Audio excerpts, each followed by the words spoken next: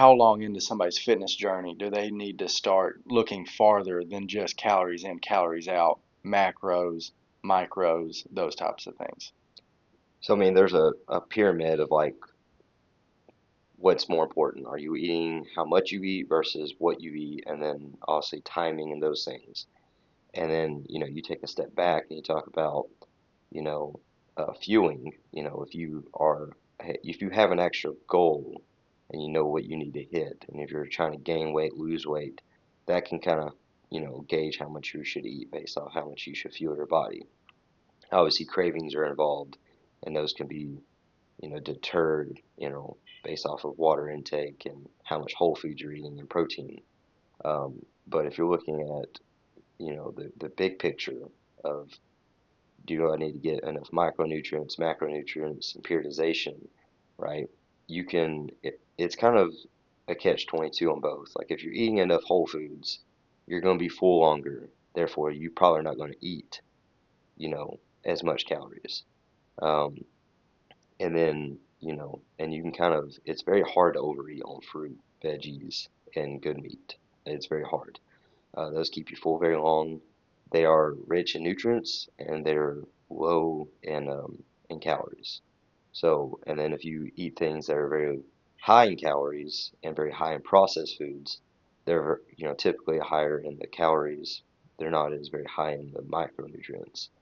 So if you try to stick on either or, it kind of balances itself out. So try to stick on the whole foods, fruit, veggies, meat, and then you're probably not going to overeat on calories. That's right. And, I agree because I've seen that firsthand. Like, my dad wanted to lose some weight. Yeah, And so, first thing we did is cut out soda, try to cut out as much processed food as possible. And so that's what I told him. I said, yeah, okay, for this whole month, let's try to eat nothing but um, meat and fruit.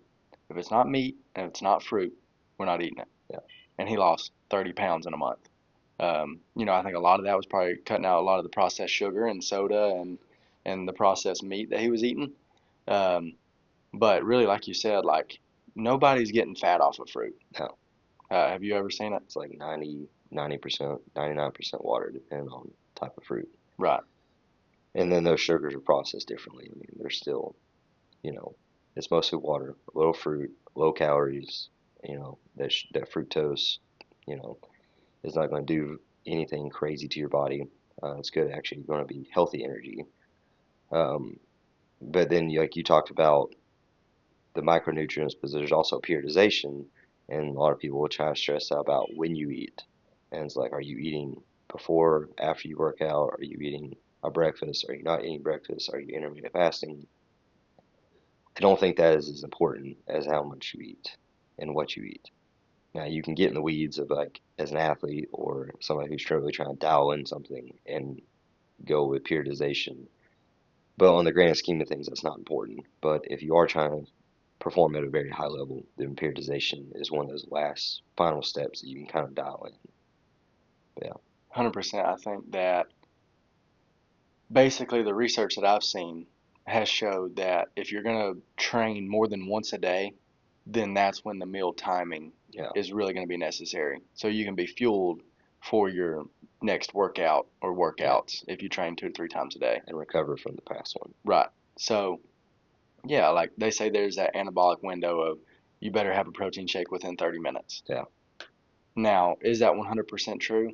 Maybe. Like, I think it depends. Like, yeah, if you're going to train 2 to 3 times a day, then yeah, you need to get food in you to recover from the previous workout as fast as possible. yeah, Um, but if you're not training until the next day, then you got 24 hours to recover yeah. with sleep in between. You're probably going to have 2 to 3 meals in between. So day to day, like as long as you're getting your macros in from day to day, you're going to be recovered. No. At that point, it's just hitting your protein goal. It doesn't matter kind of when or how. It's just doing it, and that's going to be the biggest priority. And the reason we stress about protein intake is because, it helps with muscle recovery and all these other things and bodily functions. But also, when you increase protein, you'll also increase muscle mass, which will increase metabolic rate. But then also, most things that are high in protein are lower on calories, especially if it's a lean protein.